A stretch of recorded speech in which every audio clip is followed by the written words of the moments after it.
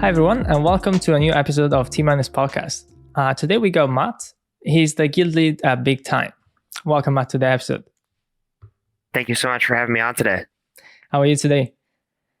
Doing well. It's pretty early here today, but I'm excited to be able to chat with you and reach out to your community.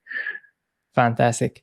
Yeah, Matt, would you like to have maybe a little introduction of yourself and kind of a big picture of what Big Time is and what they are doing? Absolutely. So I'm the guild lead with Big Time. I've been with Big Time about 8 months now, and through being the guild lead, I tend to do a lot of our social media outreach. Big Time is a multiplayer RPG game. We're about 4 months into our alpha. And so basically the premise of the game is that you can roam a large open world and drop into these dungeons that are scattered throughout. You can solo them. You can have up to 6 people, and NFTs drop as cosmetic loot throughout the game. Yeah, I mean, it's really a beautiful project, and was probably one of the first that say we are free to play. Everyone can join. You don't really need to spend hundreds of thousands of dollars before even try the game. How kind of what was the main challenge there? Like mainly from attracting at that point Web3 games and gamers, but also how you are approaching, let's say, onboarding the next wave of people that don't really care about crypto. They just want to have fun. Absolutely. I'd say the hardest challenge is it's so different from what other people in Web3 are doing.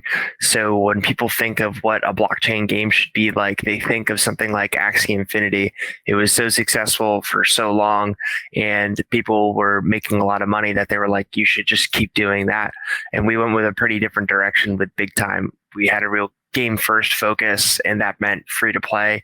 And we just have cosmetic NFTs that don't give you any utility from a stats perspective inside the game. That's so different.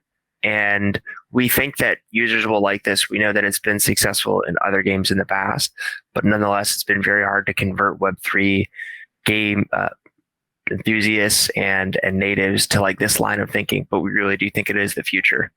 Yeah, that's for sure. I mean, Axie was probably the first iteration of very successful Web3 games, and like it has very exponential growth for a certain moment, and then it went down again. Mainly because there isn't yet a sustainable economy. Because as you said, people that were playing were not playing it for fun, so they were just trying to extract money and make money out of the game. What's the vision for Big Time? Let's say that we are 3-5 years in the future. How do you see Big Time kind of develop in these years? Yeah, I think that Big Time will be one of the biggest MMORPGs that's in the game, or excuse me, that's out there, Web 2 and Web 3. I think there's going to be a lot of people making their cosmetics inside of Big Time, and I think a lot of other games are going to be trying to imitate what we've done as well. But just generally speaking, I think that the future of games is really going to come through the Unreal Engine 5, and graphics are just going to keep getting better, and styles of gameplay are just going to get much more complex and really to a whole nother level than what we've seen over the last 10 years. Yeah. I mean, I always love role play games, and because there is you can do a lot of stuff, you can want to be a farmer, you can be a farmer. You want to just go and raid dungeon, here you go. You want customization. You have a lot of stuff you can experiment on. And it's always kind of, from an outside, it's always been very hard to manage an economy inside an RPG. What are you guys like? What are the challenging of managing an economies in Big Time, and what are kind of the trend you're kind of prevent before it's too late? You're right. It's actually been probably one of the most challenging and controversial things we've done. Right now in our alpha, it's a relatively simplistic economy. You find a cosmetic skin and then you can sell it on the marketplace. But in the full version of our game, there is going to be a token component, a land component, and a crafting component, which all have to work in concert. We haven't even released all the details of it yet, in part because we saw what is successful with other games and what is not. And we've actually modified a a lot of it, and we actually continue to tweak a lot of it all the way up through the announcement of the game. I think the hardest challenge is making sure it is both sustainable and increases the desire and playability of the game. That's probably the biggest part of it. We tried to avoid things like a 2-token economy because we thought that really detracted overall from the user experience. I know that's somewhat of a hot take inside of Web3, but that's the direction we tried to go in, and try to do something new that is also sustainable. Balancing all that together has been a real challenge. Yeah, I mean, at the end, crypto is not reinventing a game. It's just trying to make it more fun and make it better. Just trying to improve what we already have, the good part of games we already have, and just maximize out of that. I kind of agree with you with dual tokens is not, I don't know. I've been doing a lot of thinking, but I'm not excited with dual token, even worse with 3 tokens. What are your guys thinking about, like, the token in the game, and what is the purpose it should serve? Yeah, our token you can only get through in-game play. There's no ICO, there's no IDO, and it's not tied to governance. So you can collect the token, but you need to have space, which is our land NFT, and then you need to enable a thing called a time warden inside of it. That time warden essentially starts a countdown timer for you, where over the course of days or hours as you play the game, the token can drop as loot as you beat either mobs or bosses. You collect that token, and it's one of those key ingredients that you need in order to craft and upgrade your own NFTs. So let's say you find a level 1 sword and you want to upgrade it. You have to take that sword, some tokens, put it inside of your forge for a few days and essentially cook it in there. And then out of that will come a more rare version of the sword. So the main purpose of the token is that it is an ingredient for crafting your own stuff. Although there will be some other uses for it as well, such as on the marketplace and to access some other parts of the game as well. Yeah, it sounds good. It shouldn't do anything kind of strange. It should just serve as a game, like a token inside an economy. So, like, having different things is definitely important. Do you have like any other plans to kind of expand this in-game economy? So, like, say, moving from just marketplace buying and forging?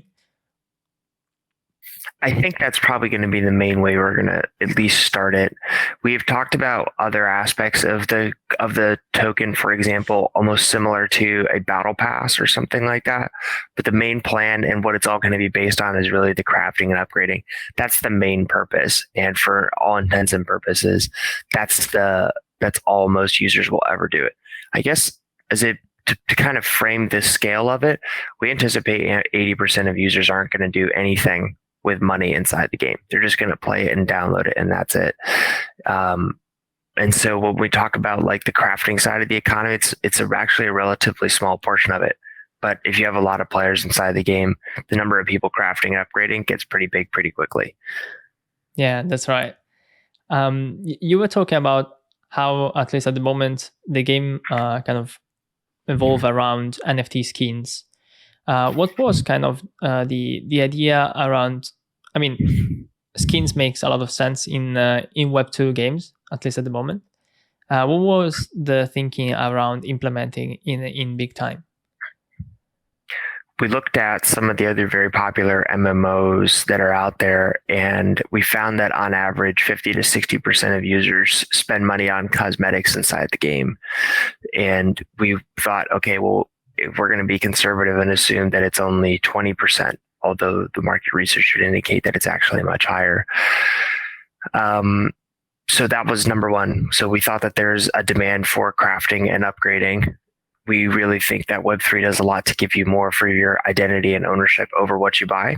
And so that when you have a cosmetic and you're inside of a game that you're playing for several hours a day, you want to not be running around essentially in the underwear of your character. You're going to want to customize it and have like a pretty sweet appearance. And then number three is it's a model that's worked before. This is how Fortnite works. Fortnite is also a free-to-play game. People spend a lot on cosmetics, but I'd argue that they don't have the full ownership of those things. They can't sell them. They can't change them. they can do something cool and they can run around as Homer Simpson or Spider-Man or something like that, but they don't have a lot of ownership of that skin. With blockchain inside of Big Time, I think they're gonna be happy with what they can control than what they have. Yeah. Yeah, I mean, Fortnite is probably like what we are thinking about the metaverse is probably like what Fortnite is doing. I've just seen like they are kind of introducing Dragon Ball skins, so it's like crazy stuff, but it's not an open world. You're still bounded to what Fortnite wants you to do with that skins. How you guys are thinking about kind of interoperability between NFTs, maybe from other games that can kind of, I don't know, create a better experience for the both ecosystem? It's definitely kind of on our mind at all times, but it's probably not where we're going to be focusing for realistically almost another year. Open loot is a step in that direction. Open loot is a platform that we think is going to be good for games in terms of like an NFT marketplace. A lot of marketplaces right now for NFTs are for NFT projects, like for PFPs. They don't have a gamer focus, whereas ours is a gamer focused marketplace. And so that is pretty different, in part because we accommodate Web2 gamers who don't have wallets a lot better than we think a lot of other stores do right now. So that's very unique. We think it's what people are going to want. And that interoperability, the fact that you could see a Big Time skin on there next to a War Park or a variety of other games that we're going to announce in the future, is pretty cool. And that shared marketplace is a step in the right direction of interoperability. But I think one of the things to keep in mind for interoperability in the metaverse is that if we don't make something that's really good ourselves with cool gameplay or cool items, then nobody's going to want to take it somewhere else. Nobody's going to want to like that interoperability, and all those partnerships will really come to nothing if nobody likes Big Time by itself. So that's really the main focus until we get through global launches, make something good by ourselves. 100%. Yeah. I mean, Big Time is probably one of the top games, like Web3 games that's building out there. That's for sure. And you were talking about open loot, which I think is like a super great idea. We've seen a lot of marketplaces, as you say, like we got, OpenSea or Solana's marketplace that are only for PFP or just NFTs in general. There are a few like gamer focused marketplace, probably like such as Immutable, or on a different scale, maybe Gala Games or Mirror Games. What are you guys thinking about? How can you kind of include the different games that are coming to market into open loot? So on the actual open loot page, there's like right at the top is a place for you to submit your game, and so you kind of drop your details in there, your contact information. We'll take a look over it, and then if we think there's some merit there, we'll jump on a call with your team and then talk about possible integrations. The big open loot is really for any game that has high quality gameplay that wants to break into Web3. Gaming teams are getting more complex and bigger all over time. So if you think about what a high quality Web3 game needs to do, it's all the challenges of Web2 plus blockchain and an economy. That's a lot. And that can almost be prohibitively big for a lot of teams. So basically what OpenLoot does is takes the people who work on that at Big Time and then helps other games with it. So we don't really get involved in the gameplay development. We really help in things like marketplace development, marketing, blockchain, economy, all of that stuff. And we work with the other game on that one. So it's a very different perspective, but we think it's good. I mean, the thing is like some teams only have like a dozen or so people, and you really want them focused on the game as opposed to all the other kind of small things that can be really big obstacles, but ultimately kind of like will pull from the amount of development time. And so that's what we're trying to do at Openly right now. Yeah, that's great, because at the end you build something that you need for your game, because that is something that is really needed, like a very frictionless free platform for for gamers to come there and start playing the game without really needing to know what a wallet is. It's very, very, very frictionless. And at the end, you also market it for other game, and you kind of also diversify from big time revenue, your revenue streams. And I see, for example, like some application that we're using, I don't know, like Slack, for example, came out from a gaming company that didn't actually intend to build Slack. Or also, I think Unity itself, it came out from Unity. They were just using it for themselves, and then they just opened the door for everyone to use it, and they create something great. Would you say that, like, is it much easier for let's say a Web2 game to come and use OpenLoot to onboard their process? Like, it saves a lot of time and money, probably, I believe. Yeah, a lot of time, money, and then hiring, I would say, is probably one of the other big things that it really helps out with. A perpetual problem for kind of any company is finding the people with the right skills to do the tasks that you need them to do and have them fit within a culture that would work.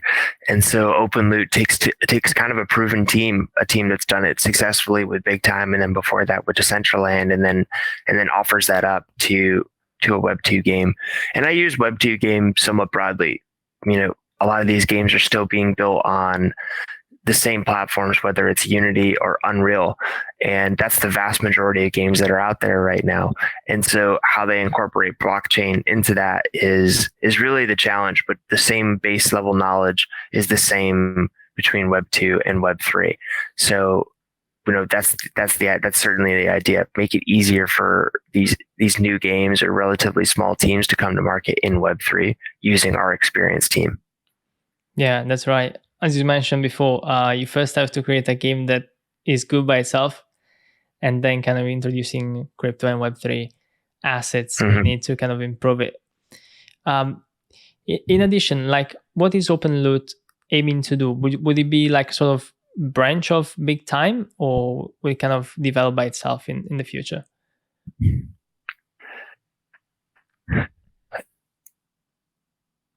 It's going to be almost like the parent to Big Time. So it's probably most appropriate to think of it like OpenLoot is the umbrella, and Big Time is technically like the first customer of OpenLoot. And even though Big Time predates OpenLoot, that's kind of how the relationship is going to be in the future. And so within that OpenLoot banner, we have Big Time Studios, we have War Park, and we've got some other games that are going to be coming out as well too. The more games that we have, the more robust our marketplace is, the more that we kind of share from that collaborative effort of getting better inside of Web3. I can tell you that from chatting with the other games too, it's been nice to like chat with their other teams in almost a non-competitive way. It's like, hey, what are you guys building that works for you? How is your team work? How are they organized? I think it's really productive, certainly from like a teamwork perspective. And I think that's probably the way it's going to go in the future. Yeah, I think it's a Web3 kind of philosophy of seeing the market, while probably on a more traditional game studios, they want to keep all the expertise and kind of secret between the team. Here is a very collaborative, because we have kind of the same goal in mind. We have different probably roads to reach that goal, but the goal is the same. It's like to have a more open source and more open economies within the games. Absolutely. Yeah. And that's one of you don't get that a lot, I think, in not just in games, but kind of like in business and life, where you can like kind of work very closely with another team and it's collaborative. It's something that I think the AAA game studios have probably an inherent advantage on, because they have so many games that come out underneath those banners. But for us, it's the first time we've onboarded another game, and we do some things exceedingly well at Big Time, and it's worked well before, and it's nice to be able to kind of share that knowledge too, because most of these games are probably like 12 months away or more from full release. Yeah, it takes so much time to build a game. That's what at least I've been hearing over and over. What kind of were the main challenge when building Big Time? it's a little bit of a challenge for me to answer that because I'm not a developer. So I don't want to kind of pull from them. I'm on the outreach side. I would say it's been a challenge to get Web2 gamers to believe in the benefits of Web3. A convincing kind of selling point is not the fact that it's like a Web2 game, but with blockchain. It's got to be able to give them something more. NFTs and crypto right now are hurting pretty bad. And so it's not really like super convincing to somebody who wants to get into blockchain for the first time that is a compelling reason to try it. It's like, oh, look at blockchain and NFTs, they're doing so great. That doesn't really work as well anymore. I think from the development standpoint, it's matching what prospective gamers want in terms of like timeline. They want things to always be faster and to get fixed quicker and to come to market earlier, and trying to balance that with the development timeline and engineering capabilities. We don't have an infinite number of engineers. We've got, I think, 30 or 40, but we can't make all the content as quickly as some people want. And that's why we've been in our alpha for a while. We're going to be in it for probably 8 months, 10 months, or maybe even more before we can get to the full launch of the game. And it's hard to balance that with what a lot of users want. Yeah, I mean, it takes a lot of tweak here and there before a full game can be released. And, you only have one chance to make a good first impression, I believe. Yeah.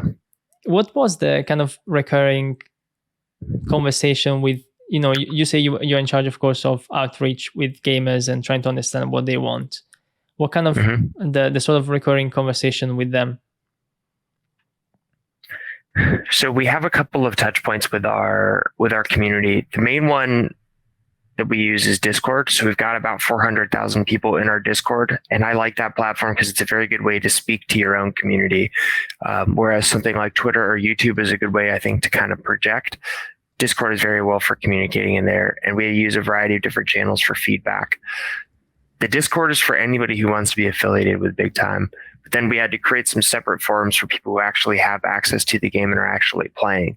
And so that's where players can post their feedback, and then both developers and community leads really go through there all the time, really every day, and summarize what they find in there, and then take those things and submit them as feedback to the developers.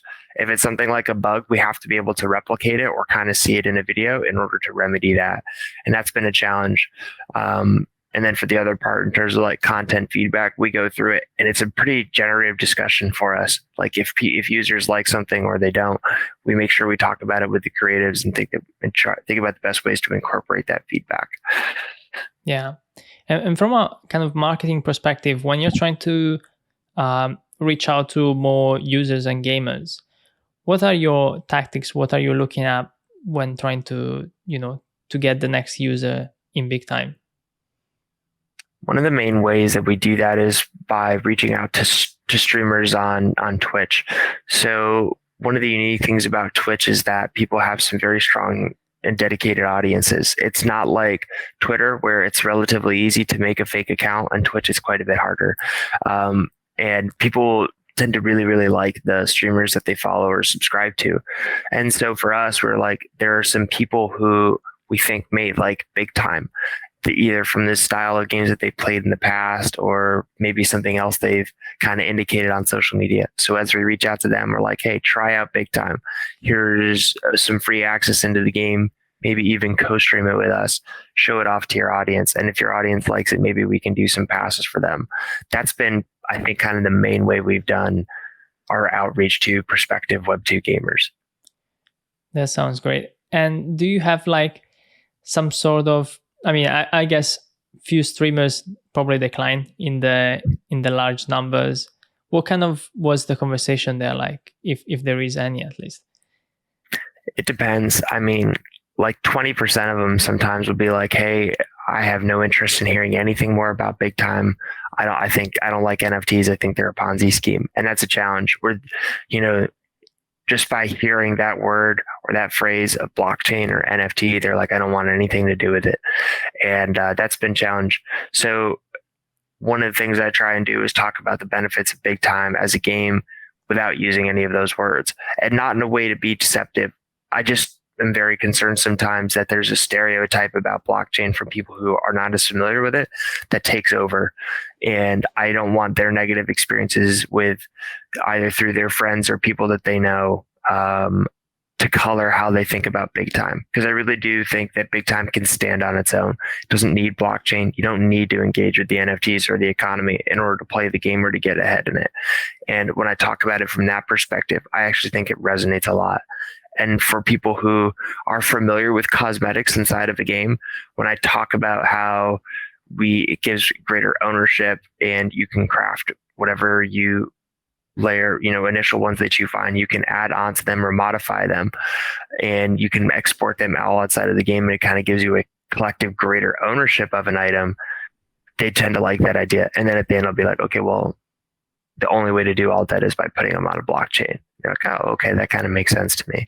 So you can kind of talk about all the benefits without ever having to use the buzzword of like blockchain or NFT or crypto. Yeah, after the kind of NFT crypto frenziness of last year, we in 2022 we don't have a good PR of what NFT and gaming has been until now. Absolutely. I would say that pretty much every blockchain game that's out there right now, one of their top 5 problems that they all have is educating users, either current users or future users. That's not just how to like set up a wallet and how these exchanges work, but also what the benefits are. And that's a big challenge, because we think the more people in Web2 that learn about what the benefits are, the more they're more likely to transition into Web3 and get involved there. It's a challenge for sure. And it's something that is another thing for a game company to have to manage. It's a lot. It's definitely a lot. Yeah, I mean, if you think about it, definitely there are benefits for blockchain. So you just need to find the right way, I believe, to implement it in the games and make sure this reason makes sense. Is not just about making money or having a picture in your wallet. You should just improve your experience in a game at the end. And when you're talking probably with big communities, there may be like guilds and something similar to it. What do you think is the kind of the role of a guild inside big time? I think guilds have 2 roles. Number one is they're a community of players who want to play together. So I think guilds inside of big time are actually a little bit more similar to what we saw in something like World of Warcraft than something that's in Axie. So we've seen guilds kind of naturally develop inside of the game who are just players who are looking for people to play with. They're almost like a team, and you want to pick the best team that you can. So they're a great way for like people to play with, to go on raids with, to get onboarded into the game. And for a lot of them, they actually had a pretty strong ability to get passes and access into the game. So that's number one. They're like a player union. Number 2 is they're a way to consolidate space and then correspondingly be the production side of the cosmetics inside the economy. So space can be expensive. I think the floor price is like $110 or so, about that right now. Some of them go up to like $4,000 or $5,000 or $5,000. It's pretty expensive. So they're really going to be like a method for people who perhaps can't afford that to have access to space, to those time wardens, to those forges and armories to craft them, because you can rent out space to each other. So guilds will probably own the majority of the space, and most of the players probably won't by a numbers perspective, but they can get access to that space because the guild will rent it to them. Would you say that overall, like, guilds bring benefit to a game in general, but also focusing on big time, or they're more detrimental to the game itself? I think they add to it if they're used properly or if they're organized right. So for us, it's going to be a free-to-play game. So the concept of how guilds have operated over the last couple of years, where they were overcoming a barrier to entry, isn't quite at stake. So they had to adapt. I would say that guilds inside of big time had to modify their actions pretty differently to be successful. So I think they can do a lot for enhancing gameplay and for really fostering a strong community, but they've got to do it right. And whatever model they used in other Web3 games probably isn't as applicable inside of Big Time. Yeah, that's right. Would you like, how do you see guilds developing within the game? Like, are you planning to have some sort of, I don't know, guilds rides, or castle for guilds, or something that, let's say, some experience that you can only do it within a guild, or that is something that you're not really focusing on at the moment? Interesting. I don't think we're going to build anything that can only be done by a guild that can't be done by like a solo player or a relatively like new player in the game. But there are definitely like increasing returns to playing in a guild and playing cooperatively. So when you play in a team of 6, that is a higher NFT drop rate for sure. And you can level up quite a bit faster. So they kind of have these inherent advantages by playing together. They don't necessarily all have to be in the same guild, but you always want to play with a full party. So that's definitely an effect there. We're actually building some additional content on the Big Time website to enhance guilds.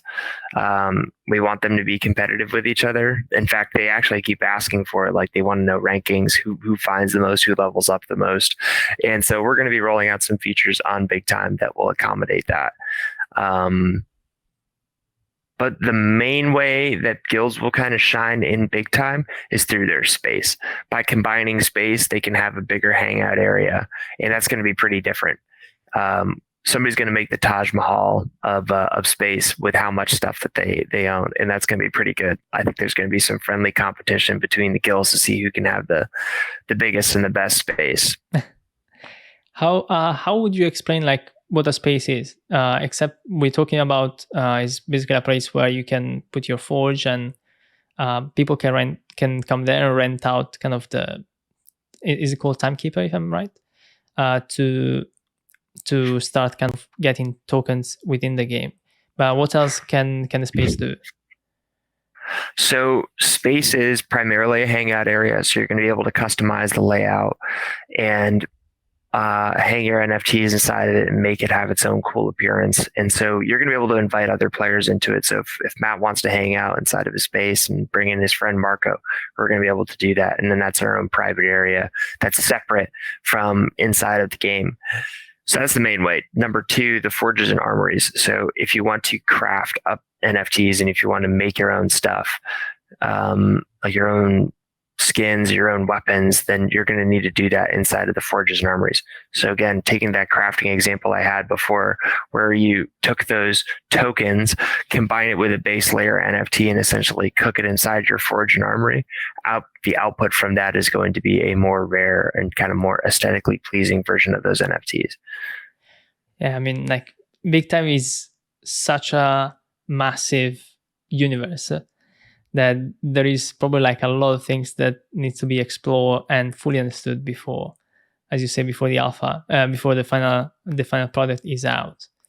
Do you see like what's next in Big Time in let's say in the next 6-12 months? What are kind of the new feature or new kind of product that will be out in Big Time? In the next month or so, we should be releasing some more information about the economy. And then shortly after that is when space owners are going to all have access to the game and be able to start setting up their space inside the game. So that's pretty different. A lot of them have purchased space and they haven't been able to use it yet. And they're finally going to be able to start setting it up.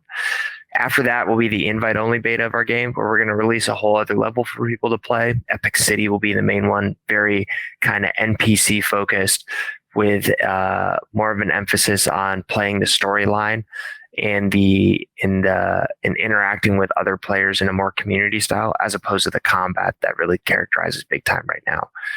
During that phase, you can start crafting and making your own NFTs, collecting the token. And then after that, probably into 2023 is when the full version of the game will get released and anybody can start downloading and playing. This is more a personal question. Are you planning to introduce Big Time on MacBook as well in the coming years? Or at the moment you're focusing on PC? the focus is probably going to be on PC until we get through global launch, and then expand it onto the other platforms. Yeah. Yeah. And I see like a lot of games are focusing on mobile only, or anyway, like native mobile launch for their games. Is Big Time planning to also release on mobile in the future, or you want to focus exclusively on desktop and PC? I think it's just going to be PC and then possibly console, assuming the console manufacturers and that system kind of starts being more receptive to NFTs. Part of the reason why we're not able to move on to mobile that easily is because we're built on Unreal Engine, which doesn't translate as well over to mobile. So the focus is going to be on making a high quality game experience inside of PC, and then expand it from there.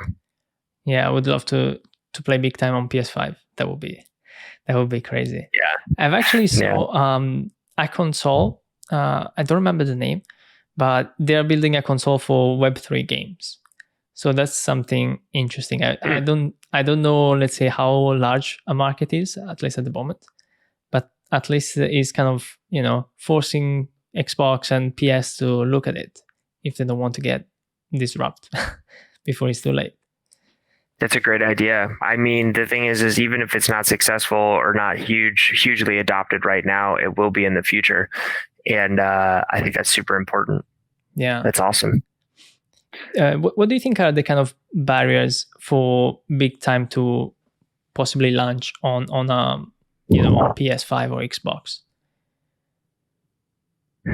I mean, it is PS5 and Xbox themselves. They don't have NFTs on their platforms right now. They don't allow them. So it's somewhat complicated to integrate all the features of Web3 onto those things, because then they would inherently need to connect to a marketplace, to things like DEXs. You have to connect a wallet to them. So consoles are relatively simplified in that regard on how they can incorporate that stuff. And then right now, I think a lot of them are just like, we don't really trust this as a platform. We actually think we'd lose a lot of users by accommodating this. So they have a messaging standpoint as well. I think technically they could do it. They've got some big teams, some really smart people. So they have the capability. They just don't want to move in that direction yet. Yeah, probably all the developer, Microsoft, at least in number, they are way more than all in Web3 gaming, I would assume. But for sure, like there are a lot of infrastructure missing, and that's like a very good things that I like about OpenLoot is kind of, make these infrastructure simpler and easier for other games and other developers to access and build on top of it without really need to, build everything from scratch. So it's going to save a lot of time, money, as you said. And hopefully we get some great games in, with Web3 feature soon that are going together with Big Time. So we'll have a kind of a choice to make. Hopefully. Yeah. I think it really is the future of gaming. I think it's actually, when we stop saying the term Web3 game or blockchain game is probably when we kind of know we've made it, because right now there's a dichotomy between a Web2 and a Web3 game that in my mind is artificial. It almost imposes like a barrier or some sort of river between the two that shouldn't actually exist. There are micro benefits, I think, to incorporating blockchain into something you've already seen inside of Web2. You've kind of heard it teased with something like GTA 5 that said they're going to incorporate Bitcoin into their game. That's the kind of incremental step which I like. Crypto can add to the experience if done properly inside of a game that's already out there. And for something like GTA, that's a huge player base.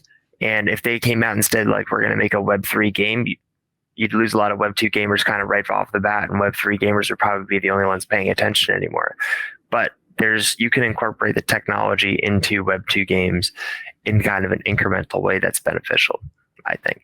Yeah, absolutely. Yeah, we have to stop talking about Web3 games, because at the end, is like time allocation. I can choose to play Big Time. I can choose to play GTA or watching a movie. So, if the game is not right enough, why would I don't care if, it's Web3 NFT. I don't care.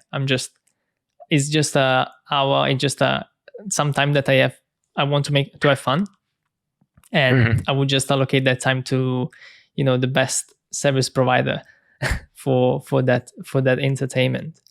And yeah, I mean, as you say, like, I think GTA, the Rockstar team, is probably like the one that are kind of crazy enough. They've always been crazy enough to do something that is not publicly endorsed, do something different. So I think there is a possibility that the next GTA will have some sort of NFT and crypto integration.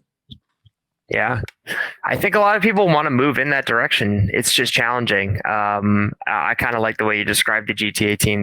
They're always a little bit on edge. Really matches with this type of game that they made, where you just run around and cause absolute chaos and something that doesn't look too different from your home. That's a good way of describing it, for sure. I think they all want to move in that direction. It's just it is very challenging. They're like 20% of users just saying, "Hey, I want nothing to do with this game. I don't want to even hear anything more about it." Is a lot. You can't sniff or lift your nose at that and be like, screw them. You got to be cognizant of it. Yeah, I remember I was doing some research the other day, and there was a report asking gamers, what they think about NFT. And as you say, like, big percentage of them, they say, I don't want to do anything to do with it. Is a scam. I don't understand it. And like, I remember of that sub percentage that say they don't want to do anything to do with NFT. I believe like over 60% didn't really understand what an NFT is and what it does. So there is probably a journey of education that we need to go through to onboard the next users. Absolutely. But that's why we do stuff like this, right? Is to educate those types of users about what the benefits are. One of the unfortunate parts about NFTs, especially right now in a bear market, is if people are not involved with blockchain, then they probably know somebody who has, or have heard of somebody who has heard of somebody who has. I think somebody once told me, I said I was working at Big Time as a Web3 game company, and they said, "Oh, Web3 games, I just read about how Axie Infinity lost a whole bunch of money in some big hacker scam." And I was like, "That's all you've heard?" I was like, there's nothing else. They're like, "Oh yeah, didn't they lose a ton of money? Isn't that stuff like really unsafe?" And I was like, I mean, that's rough. This is somebody who had never played it, but their only perception of Web3 games was a big hacker incident. And that's not a positive thing. That's not a kind of thing that makes you want to get more involved or to really start playing those games or start telling your friends to start playing them. So it's unfortunate. We've got to highlight kind of the benefits of it. And that's why we do things like this. Yeah, no, that's right. Like bad news, the headlines of bad news really, really have a high engagement, way more than the big, big breakthrough or just very good news. They don't really. Absolutely. Yeah. Yeah. Matt, thank you very, very much for being here today. I really appreciate this conversation. If people want to get in touch with you, where they can find you? The fastest way to find me is through our Twitter page. So if you follow our Twitter page at Play Big Time and follow us there, that's the latest and greatest that we're always going to post in the most timely way. So check it out there. If you want to ask me a question directly, send me a DM on there. Just address it to Matt and I'll get to it. And then other than that, the best way to check out our stuff is through Twitch. We're hosting a tournament here, we're sponsoring a tournament here starting tomorrow. There's a $10,000 prize pool. So if you want to see some big time, if you want to get involved with some Ruby passes as well, getting access into the game, check it out. We're going to be talking about it and follow some of the guilds that are going to be playing as well. Fantastic. And if you had a suggestion or something like life lesson that you learned along your year in maybe a big time or just in general along your life, is there something you want to leave us? No, I think that's about it. I think this has been a great opportunity to chat about Web3 gaming. It's been really awesome. I kind of like talking with communities about it. If they have any questions or further stuff they want to know about Big Time, by all means, reach out to me on social media. Perfect. Well, thank you everyone for watching. I'll see you in the next episode. Goodbye.